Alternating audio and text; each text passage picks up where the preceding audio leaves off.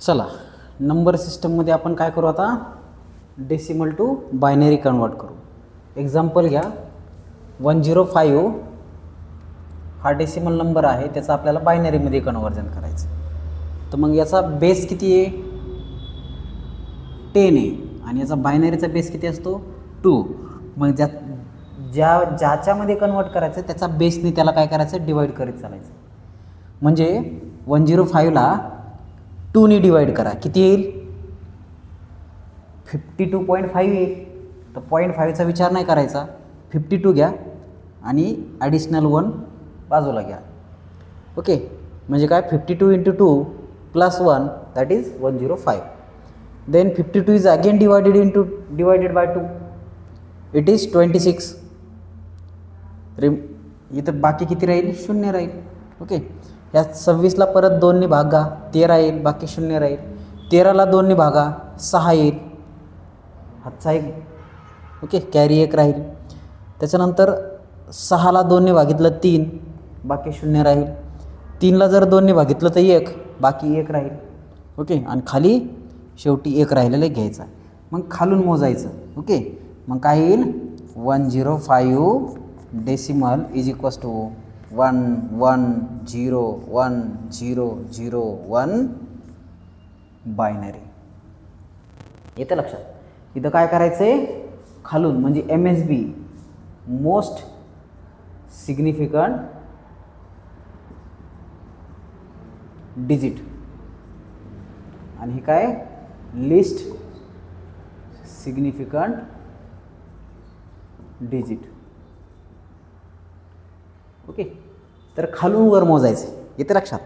तर या पद्धतीनं आपण डेसिमल टू बायनरी करू शकतो. मग कोणताही नंबर घ्या. ओके, आता समजा 256 हा नंबर तुम्हाला दिला आहे, याचं काय करायचं आहे, तुम्हाला बायनरी करायचं. मग काय करावं लागेल, परत 2ने डिवाईड करा आणि नंतर जे येईल त्या पद्धतीने इथं लिहून घ्या आणि खालून MSB टू LSB मोजत चला, तर बायनरी तुमचा येऊन जाईल. समजलं, सोपं आहे. आता आपण काय करू, डेसिमल टू ऑक्टल करू. डेसिमल टू ऑक्टल करू. तुम्हाला माहिती आहे डेसिमल नंबर म्हणजे काय, ज्याचा बेस 10 असतो त्याला डेसिमल म्हणायचं, आणि ऑक्टलचा बेस किती असतो, 8. मग ज्याच्यामध्ये कन्वर्ट करायचं त्याच्या बेसने काय करायचं, त्याला डिवाईड करत चालायचं. तर 204 डिवायडेड बाय 8, 25 8 जा 200, तर रिमाइंडर 4 येईल. ओके, 25 8 200, बाकी 4 राहते, 4 बाजूला टाका. या 25ला परत 8ने जर भागितलं तर 8 3 का 24, खाली वरला 1. ओके, आणि हे 3 जसं तसं, आणि खालून वर मोजत जा. हे काय आहे, MSB, आणि हे काय आहे, LSB. म्हणजे 204 decimal is converted into 314 octal. 204 decimal is converted into 314 octal. येतं लक्षात, सिम्पल आहे. त्याच पद्धतीने आता आपल्याला काय करायचं आहे, डेसिमल इंटू हेक्साडेसिमल. आता डेसिमलचा बेस किती आहे, 10 आहे. हेक्साचा बेस किती आहे, 16 आहे. मग 16चा बेसने काय करायचं, याला डिवाईड करत चालायचं. ओके, तर आता 16 जा 256. ओके, 256. 16 जा 256, कारण त्याचा स्क्वेअर आहे तो, 16चा वर्ग 256. रिमाइंडर किती, 3. रिमाइंडर किती, 3. परत त्याला 16ने डिवाईड करा, किती येईल, 16 1 16, उरला 1. ओके, मग खालून मोजत जा. तर अशा पद्धतीने किती येईल, हे 259 is converted into decimal into, याला कसं मोजणार, हे काय आहे, MSB, आणि हे काय आहे, LSB, म्हणजे मोस्ट सिग्निफिकंट डिजिट, आणि हे काय आहे, लिस्ट सिग्निफिकंट डिजिट. तर किती येईल हे,